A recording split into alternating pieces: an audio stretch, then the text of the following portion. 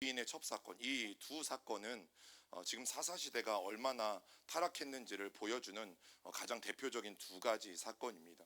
그러면 이 두 가지 사건으로 말미암아 이 사사시대의 이스라엘 백성들의 삶을 우리는 충분히 엿볼 수 있게 되어지는 것이죠. 여러분, 레위인이 첩이 있으면 돼요, 안 돼요? 뭐 우리가 이 시대에 안 살아봐서 모르지만 여러분, 레위인은 첩이 있으면 되어지지 않죠. 그리고 이제 그것이 이스라엘 땅의 내전의 빌미가 되어진다라는 사실이에요. 그래서 오늘 함께 나눌 것이 이 기브아의 첩 사건입니다. 우리 지도를 이제 함께 보면 베냐민 지파의 위치가 중요하다라고 말씀을 드렸어요. 이 베냐민 지파는 왼쪽에는 에브라임 지파가 자리 잡고 있고 오른쪽에는 유다 지파가 자리 잡고 있고, 그 중간에서 이 베냐민 지파가 하는 역할은 12지파 중에 가장 강한 지파인 이 에브라임과 유다 지파 사이에서 완충하는 역할을 저 베냐민 지파가 하게 되어지는 거죠. 그러면 사실 베냐민 지파도 힘이 적지는 않아요. 여러분, 힘이 없는데 어떻게 이 사람과 이 사람의 싸움을 말리겠어요? 가장 강한 두 지파의 싸움을 내가 힘이 없는데, 그래서 고래 싸움에 새우등 터지는 일들이 일어날 수 있는 거잖아요. 내가 힘이 없는데 어떻게 이 두 지파의 싸움을 말릴 수 있겠어요? 그러면 베냐민 지파도 상당한 힘을 가지고 있었던 지파였던 게 분명하죠. 그리고 이 베냐민 지파의 이 위치가 왜 중요하냐면, 저 노란 길은 어떤 길입니까? 족장의 길이죠. 저 족장의 길을 지나가는 굉장히 중요한 곳에 위치하고 있어요. 그래서 남과 북을 이어주는 그 관문 역할을 하는 곳이 베냐민 지파의 땅인 것이고, 또 요단강 동편에서 요단강 서편을 이어주는, 즉 여리고에서 예루살렘까지 가려면, 유다 지파의 땅까지 가려면 저 베냐민 지파의 땅을 반드시 통과해야 되거든요. 그러면 동서로서도 뭐 교통이든 아니면 정치적이든 모든 면에서 중요한 위치에 있는 곳이 바로 베냐민 지파의 땅이었다라는 사실이죠. 자, 그런데 우리가 지금까지 살펴본 베냐민 지파의 내용들이 적어요. 그래서 베냐민 지파의 역할을 크게 세 가지로 요약할 수 있습니다. 첫 번째, 읽어볼까요? 유다와 에브라임 지파 사이에 완충지대 같은 베냐민의 특별한 위치. 마치 집안에서 엄마처럼 자녀들이 아버지에게 혼나고 있으면 그 역할을 어머니가 하잖아요.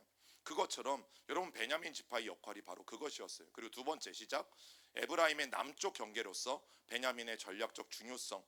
여러분, 왼쪽에는 에브라임 지파의 땅이 있다라고 말씀드렸잖아요. 그러면 왼쪽은 사실은 북쪽이에요. 그래서 에브라임 지파의 남쪽 경계가 베냐민 지파의 땅인 것이고, 또 유다 지파로 따지면 유다 지파의 북쪽 경계가 이 베냐민 지파의 땅인 것이죠.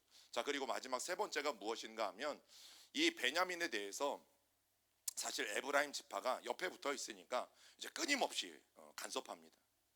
끊임없이 간섭하는 일들이 일어나게 되어지는 거죠. 자, 그래서 이제 오늘부터 우리가 두 번째 이 사사시대에 너무너무 타락한 이야기들을 좀 함께 나누려고 하는데, 이름하여 베냐민 전쟁이에요. 그리고 결론적으로 말씀드리면, 여러분, 이 전쟁으로 말미암아 베냐민 지파 중에서 남자들만 600명만 남습니다. 이 전쟁을 통해서 다 죽고 남자들 600명만 베냐민 지파에서 생존하게 되는 그런 끔찍한 내전이 이 사사시대에 벌어진다라는 사실이죠. 여러분, 우리나라에서 있었던 한국 전쟁만큼이나 굉장히 참혹한 시간을 그들은 맞이하게 되어지는데, 자, 이제 우리가 벌써 19장까지 왔어요. 그리고 20장까지 오늘 나눌 것이고, 마지막은 21장이에요. 그러면 사사기가 성경으로 따지면 이제 처음이에요, 끝이에요? 끝나는 거죠. 근데 놀라지 마세요. 이제 이 베냐민 전쟁, 이 시민 전쟁에 대한 내용은요, 사사시대, 역사로 따지면 사사시대의 가장 처음 사건이에요. 그 말씀이 사사기 20장 28절에 있어요. 시작. 아론의 손자인 엘르아살의 아들 비느하스가 그 앞에 모시고 섰더라. 이스라엘 자손들이 여쭈기를, 우리가 다시 나아가 내 형제 베냐민 자손과 싸우리이까 말리이까 하니 여호와께서 이르시되 올라가라. 내일은 내가 그를 내 손에 넘겨주리라 하시는지라.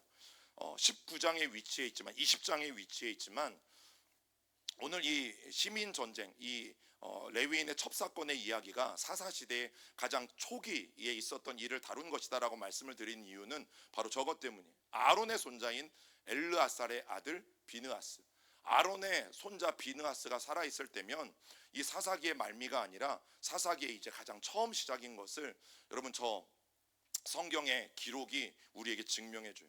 그래서 우리가 꼭 기억해야 될 것은 성경은 역사, 시간 순서대로 기록되어 있지 않습니다. 사사기도 마찬가지고 우리가 첫 번째 사사부터 지금 이제 마지막 사사 삼손까지 나누고 있지만 이게 시대별로 쭉 이어지는 게 아니에요. 순서는 뒤죽박죽 되어져 있어요. 시간 순으로. 왜냐하면 우리가 역사를 기술하는 방식과 이스라엘 백성들이 성경을 기술하는 방식은 달라요. 우리는 시간 순으로 기술하는 걸 좋아하죠. 그래서 100년에는 무슨 일이 있었고 200년에는 무슨 일이 있었고 2000년에는 무슨 일이 있었고 2025년에는 무슨 일이 있었고, 그런데 성경은 장소를 중심으로 기록이 됩니다. 그래서 오늘 이 가양동이라는 곳에서 사건이 있었으면 이 가양동에 있었던 사건을 다 다뤄요. 100년, 200년, 1000년 동안 있었던 사건을 다 다루고, 그리고 나서 이제 옆에 자양동에 있었던 사건으로 넘어가는 거죠. 그게 성경의 기록 방식이에요. 자, 그러다 보니까 우리가 20장의 이야기를 읽어서 사사기가 다 끝나는 것 같고, 오늘 이 기브아의 첩사건 이야기가 마지막 이야기처럼 느껴지지만 아니요, 사사기의 가장 초반에 일어났던 일이에요. 그러면 이미 사사시대가 시작될 때부터 여러분 이스라엘 백성들이 하나님 앞에서 얼마나 타락한 삶을 살았는가를 이제 우리가 똑똑히 보게 될 것이에요. 그리고 오늘 말씀해 보면 이제 사사의 다른 사건들과 달리 누가 언급되어지지 않냐면 사사의 이름이 나타나지 않아요. 더 이상 사사의 이름이 나타나지 않아요. 첫 사건이라 그럴 수도 있고, 그리고 이제는 완전히 이스라엘 내부의 문제라는 것이 어떻게 밝혀지냐면 그동안은 주변에 암몬이 쳐들어왔다, 미디안이 쳐들어왔다, 하나님이 블레셋을 들어서 하나님이 공격하셨다, 이런 이야기들이 계속 나오잖아요. 그런데 오늘 본문에는 그 말씀이 전혀 등장하지 않는다라는 사실이죠. 그래서 드보라와 같은 기드온과 같은 사사의 이름들이 오늘 말씀에는 나오지 않습니다. 그리고 외부의 공격도 있다라고 오늘 성경은 설명하지 않아요. 다만 오늘 이 사사기의 사건을 발단시킨 그 주범이 누군가 하면 어떤 레위 사람이에요. 어떤 레위 사람. 레위인은 누굽니까? 여러분 이스라엘 백성들은 가나안 땅에 들어가서 살게 되어질 때에 하나님이 독특한 이런 정치 방법을 하나님이 허락하셨어요. 그게 뭐냐면 이 가나안 땅을 48개 48개 도성으로 구분합니다. 그리고 이 48개 도성 가운데 레위 지파 사람들을 다 분배해서 너는 유다 지파를 담당하는 레위인, 이쪽은 에브라임 지파를 담당하는 레위인, 그래서 레위 지파를 48개로 분리를 시켜요. 그리고 이 레위 지파들을 48개 도성으로 다 흩어지게 만들어서 그곳에서 살게 하는 거죠. 여러분 그래서 성경에 보면 레위 지파는 뭐가 없어요? 기업이 없잖아요. 땅을 분배받지 못했어요. 그래서 하나님의 그 목적을 따라서 그들은 이제 각 지파, 자기가 분배받은 지파, 내가 유다 지파를 분배받았으면 이제 나는 그 유다 산지에 가서 사는 거예요. 내가 저 멀리 단지파 땅을 내가 분배받았으면, 그 지역의 레위인으로 지정을 받았으면 이제는 그곳으로 내가 가서 단지파와 함께 사는 거죠. 그래서 함께 제사하고 또 그곳에서 발생하는 민사나 형사상의 이런 소소한 문제들이 생길 것 아니겠어요. 그러면 그것들에 대해서 해결해 주는 역할을 레위인들이 하게 되어진 거죠. 여러분 그런 상황 속에서 자, 그런 레위인이 오늘 이 베냐민 전쟁에, 그것도 남자만 600명만 생존하게 만드는 무시무시한 이 내전에 도화선이 된 사람이 바로 어떤 레위인이라는 사람이에요. 자, 말씀 같이 읽어보겠습니다. 시작. 이스라엘에 왕이 없을 그때에 에브라임 산지 구석에 거류하는 어떤 레위 사람이 유다 베들레헴에서 첩을 맞이하였더니 그 첩이 행음하고 남편을 떠나 유다 베들레헴 그의 아버지의 집에 돌아가서 거기서 넉 달 동안을 지내매. 그 땅에 아직 왕이 없었을 그때에 에브라임 산지에 거류하는 어떤 레위 사람이라면 저 사람은 에브라임 지파의 일들을 담당하기 위해서 그곳에 분배받은 바로 레위 사람인 거죠. 자, 그런데 보세요. 유다 베들레헴에서 첩을 맞이했어요. 자, 에브라임 지파 사람들 가운데는 자기 얼굴이 이제 팔린 거죠. 그리고 자기가 누군지 에브라임 지파 사람들은 다 아는 거죠. 그래서 그런 거일지 몰라도 멀리 베냐민 지파를 건너서 한 40km가 됩니다. 멀리 이 유다 지파에까지 가서 베들레헴에서 이제 첩을 맞이하는 일들이 일어나요. 그런데 노란 글씨는 뭐예요? 이스라엘에 왕이 없을 그때에. 여러분 이게 사사기의 첫 시대라고 말씀드렸잖아요. 사사기의 처음 시대라고 말씀드렸잖아요. 19장이지만 지금 사건의 배경은 사사시대의 첫 문을 여는 사건이에요. 그런데 이스라엘의 왕이 없을 그때에 라고 말하고 있고, 사사기 21장 25절은 이제 사사기의 마지막 장 마지막 절이에요. 뭐라고 말씀합니까? 그때에 이스라엘에 왕이 없으므로 사람이 각기 자기의 소견에 옳은 대로 행하였더라. 여러분, 처음부터 끝까지 이스라엘의 왕이 없으므로 저 말도 안 되는 일들이 다른 이방 나라가 아니라 이스라엘 땅 가운데서 이제 버젓이 일어나는 것들을 우리가 보게 되어지죠. 성경이 사사기가 뭘 강조하냐면 이스라엘의 왕이 없었다라는 것을 굉장히 강조해요. 그런데 이스라엘의 왕이 진짜 없었나요? 누가 계셨죠? 하나님이 계셨죠. 인간 왕은 없었어요. 인간 왕은 없었지만 여전히 그들의 왕 되신 하나님이 계셨죠. 그런데 그들은 하나님을 왕으로 인정하기 싫었어요. 자, 먼저 이 전쟁에서 도화선이 된 이 레위인을 우리가 성경적인 관점에서 보면 굉장히 한심한 인간입니다. 정말 한심한 인간이에요. 자, 여러분, 여기 화살표가 보이는 곳이 지금 레위인이 살고 있는, 자기가 분배받아서 살고 있는 이 에브라임 산지이고, 이제 옆에 동그라미가 바로 실로라는 곳이에요. 실로는 뭐가 있는 곳이냐면 지금은 없지만 성막이 있었던 곳이에요. 당시에 사사시대에는 아직 성전이 없었던 시대이기 때문에 그들은 여전히 성막이라는 곳에서 하나님을 제사했는데, 바로 이곳 실로에 하나님의 성막이 있었어요. 자, 그런데 왜 레위인이 한심하다라고 말씀을 드리냐면, 이미 우리는 사사기를 배워오면서 하나님은 율법을 통해서 뭐라고 말씀하셨냐면, 이스라엘의 지도자가 되는 사람들은 아내를 열어두어도 된다 안 된다? 안 된다. 그러면 첩은 돼요 안 돼요? 예, 첩도 안 되죠. 예, 아내를 열어두면 안 돼요. 여인을 많이 거느리면 안 돼요. 그런데 오늘 누가 첩을 드렸어요? 예, 그것도 일반 백성이 아니라 레위인이 첩을 드리는 일들이 있었고, 자, 이제 그 첩이 도망을 가요. 에브라임 산지에서 자기의 고향인 유대 땅 베들레헴으로 도망을 가는데, 도망을 간 이유가 뭐냐면 또다시 그곳에서 행음, 즉 레위인 말고 자기 남편 말고 또 다른 사람과 불륜을 저질러서 고향으로 도망가는 거예요. 그런데 그 첩을 이제 찾아가는 거예요. 그런데 중요한 것은, 그러면 잘못한 거잖아요. 징계하고 마땅히 잘못된 것에 대해서 말해야 됨에도 불구하고 아주 다정하게 타일러서 다시 살살 꼬셔가지고 그 첩을, 자기 첩을 에브라임 산지로 데려오려고 하는 거죠. 자, 그럴 때 이제 그 첩의 집에 가게 되어졌을 때, 그래도 장인은 장인이잖아요. 이 장인 어른이 자기 딸을 생각해서인지 정말 정성스럽게 이 사위라고 해야 되는 건지, 예, 그죠? 아무튼 그래도 사위인 이 레위인을 아주 지극히 대접하는 일들이 일어나는 거죠. 여러분, 그냥 다른 모든 이유들을 우리가 배경은 제외하고 대접하는 측면에서만 보면 이 베들레헴에 살고 있는 저 장인 어른은 굉장히 손님을 따뜻하게 맞이하고 있다는 것을 우리가 알게 되어져요. 왜 이게 중요한가 하면, 나중에요, 기브아 사람이 다시 이제 오늘 사건이 어디에서 일어나냐면 베들레헴에서 그 첩을 데리고 다시 에브라임 산지로 가던 도중에 기브아라는 곳이 있거든요. 거기에서 그 사건이 벌어져요. 그런데 이 기브아 사람들은 이제 이 레위인을 약탈하거든요.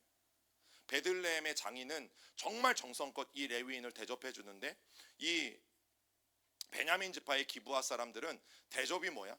아주 악랄하게 약탈하고 저 첩을 죽이는 일들이 오늘 성경에 이제 나오게 되어지거든요. 여러분, 나그네를 외면하고 약탈한 도시가 여기 동그라미가 쳐진 바로 기브아. 그런데 기브아는 혹시 누구 고향인 줄 아세요? 이제 사사시대 이후에 나타날 사람, 예, 사울의 고향이에요. 사울의 고향. 그러면 베들레헴은 누구의 고향이에요? 다윗이죠, 다윗. 여러분, 오늘 이 사사기의 이야기지만 곧 이제 왕국 시대가 시작되어지면서 사울과 다윗을 성경이 비교하고 대조하고 있는 것처럼 저 기브아라는 곳과 베들레헴을 비교하는 이유가 여러분 거기에 있다라는 것을 우리가 한번 마음에 새기고 오늘 지나가면 좋겠어요. 자, 레위 사람은 베들레헴에 가게 되어지고 이 장인이 극진하게 대접하니까 4일 동안이나 그곳에 머물게 되어져요. 그리고 이제 대접을 이제 받다가 이제 너무나 이제 힘들었나 봐요. 그래서 도무지 이제 할 수 없어서 자기의 고향으로 가기 위해서 이제 이 실로로 출발하게 되어지는데, 베들레헴에서 실로까지는 40km 정도가 되어지죠. 여러분, 차를 타고 가면 빨리 가겠지만 걸어 다닌다라고 생각해 보세요. 그래서 이 베들레헴에서 실로까지 가는 길은 이미 우리가 함께 배운 그 족장의 길이 되어지고 40km가 넘는 장거리예요. 그리고 가다가 보면 바로 여기에 한 8km 정도 가다 보면 저기에 기브온이라는 곳이 있거든요. 바로 그 기브온이라는 곳에서 오늘 사건이 벌어져요. 여러분, 아직 사사시대 초기이기 때문에 분명히 하나님은 너희들이 가나안 땅에 들어가면 모든 가나안 민족들은 다 몰아내고 그 땅을 차지하라 라고 하나님이 말씀하셨어요. 그런데 아직 이스라엘 백성들이 정복하지 못한 족속들이 있었죠. 예루살렘 주변에 거주하는 여부스 족속, 그리고 바로 저기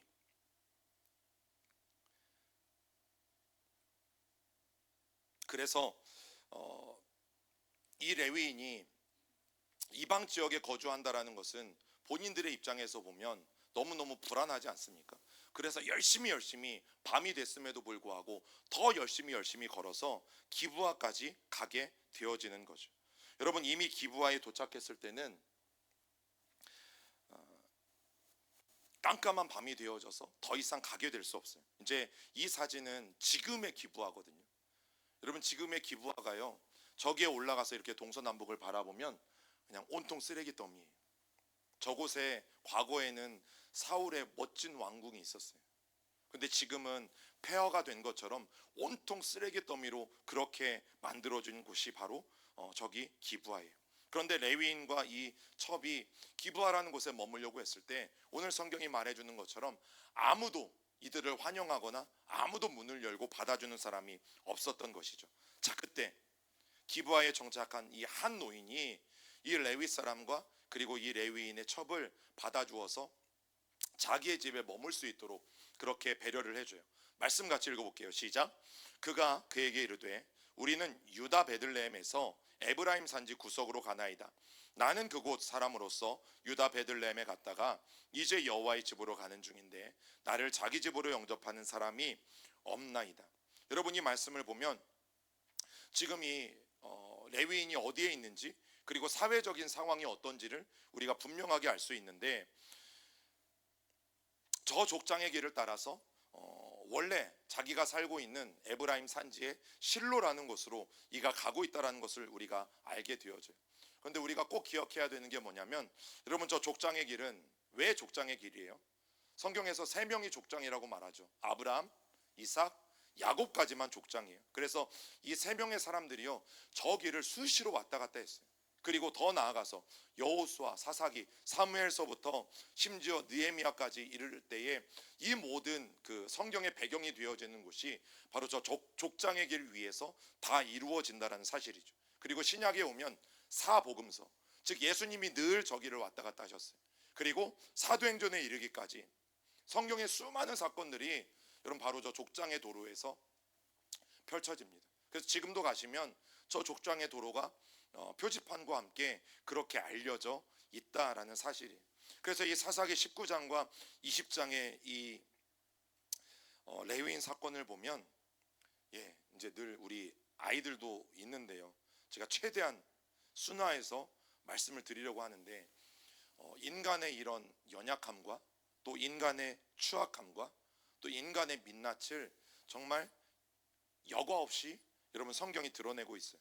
자, 지난주에 나누었던 미가의 신상 사건, 그리고 오늘 우리가 나누는 이 레위인의 첩사건은 사사시대가 얼마나 하나님 앞에서 타락하고 문란했는지를 보여주는 이야기다라고 말씀을 드렸어요. 자, 그 노인의 초청을 받아서 기브아라는 곳에서 저 레위인과 레위인의 첩 두 사람이 그 집에 이제 밤이 되었기 때문에 머물게 되어져요. 자, 그때 이런 일이 일어나죠. 읽어봅니다. 그들이 마음을 즐겁게 할 때에 그 성읍의 불량배들이 그 집을 애워싸고 문을 두들기며 집 주인 노인에게 말하여 이르되 내 집에 들어온 사람을 끌어내라. 우리가 그와 관계하리라 하니. 동네 불량배들이 찾아왔어요. 동네 불량배들은 누구겠어요? 이방인들이 아니에요. 저 땅은 베냐민 지파의 땅이에요. 베냐민 사람들이 찾아온 거예요. 이 베냐민 사람들이 찾아와서 내 집에 들어온 사람을 끌어내라라고 이야기합니다. 몇 사람이 들어갔어요? 두 사람이 들어갔죠. 그리고 하는 말이 우리가 그와 관계하리다. 여러분, 관계하다라는 말은 히브리어로 야다인데 경험하여 안다라는 뜻이에요. 순화해서 이야기하면. 그런데 이 말이 가지고 있는, 야다라는 말이 가지고 있는 또 다른 뜻은 동성연애를 뜻하는 거죠. 이 단어는 소돔과 고모라에서도 그대로 쓰였어요. 창세기 19장 5절 시작. 롯을 부르고 그에게 이르되 오늘 밤에 내게 온 사람들이 어디 있느냐 이끌어내라. 우리가 그들을 상관하리라. 여기에서 상관이 바로 야다인 거죠. 여러분, 이 소돔과 고모라는 여기 기브아라는 곳에서 직선거리로 하면 여기가 이제 소돔과 고모라거든요. 사해 남쪽에. 그러면 직선거리로 70km 정도 되어지는 곳이에요. 자, 그런데 오래전 저 소돔에서 일어난 일이 어느새 기브아에서도 일어나고 있는 거죠. 그런데요, 여러분, 더 추악하게, 그리고 그 죄가 더욱더 심각하게 오히려 저 베냐민 지파의 땅 기브아에서 일어나고 있다라는 것을 성경은 우리에게 말해줘요. 왜 그런가 하면 저들이 결국에는 무력으로 레위인과 그리고 레위인의 첩을 끌어내요. 그리고 집단으로 그 첩을 욕보이고 결국에는 그 첩이 죽습니다. 그래서 제가 이제 최대한 순화해서 말씀을 드리는 거예요. 여러분, 이미 그들이 가나안에서 지금 애굽에서 출애굽을 하고 가나안에 들어온 지 아직 두 세대도 다 지나지 않았어요. 아론, 엘르아살, 비느하스. 그런데 여러분, 어떻게 이스라엘 중심에 저 멀리 70km나 떨어진, 그것도 멀리 창세기에서 있었던, 아브라함 시대에 있었던 그 동성애보다 더 심각한 그 성적인 타락이 어떻게 지금 이 기브아 땅에서 일어나고 있는 것일까? 버젓이 하나님의 백성인 베냐민 지파 땅에서 일어나고 있는 것일까? 여러분, 정답은 이미 사사기를 결정지어주는 이 구절 속에서 우리는 알 수 있죠. 하나님을 왕으로 섬기지 않았고, 하나님을 왕으로 섬기는 것이 싫었고, 결론은 뭐예요? 내가 왕이 되고 싶었기 때문이죠. 목사님, 저는 왕의 행사를 한 적이 없는데요. 저는 제가 왕이 되고 싶다라는 마음을 단 한 번도 가진 적이 없는데요. 여러분, 정말일까요? 정말 그렇게 생각하시나요? 여러분, 아담과 하와는 그 선악을 알게 하는 나무의 열매를 왜 먹었습니까? 뱀이 뭐라고 속입니까? 그것을 먹는 날에는 너는 하나님과 같이 될 수 있다라고 속였죠. 그리고 하나님과 같이 되고 싶은 그 마음 때문에 선악을 알게 하는 나무의 열매를 결국에는 먹게 되어져요. 여러분, 그게 죄의 시작이에요. 그래서 죄는, 저는 그렇게 정의합니다. 죄는 크든 작든, 우리 기준에서 크든 작든, 하나님 보시기에 죄는 하나님처럼 되고 싶은 인간의 욕심, 여러분, 그게 죄예요.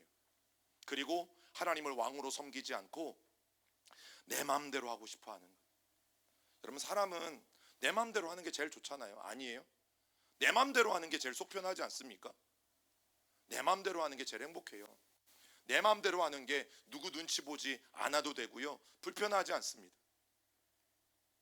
우리 마음속에는 그게 내가 왕이 되고 싶어하는 진짜 마음이 있다라는 가장 강력한 증거죠.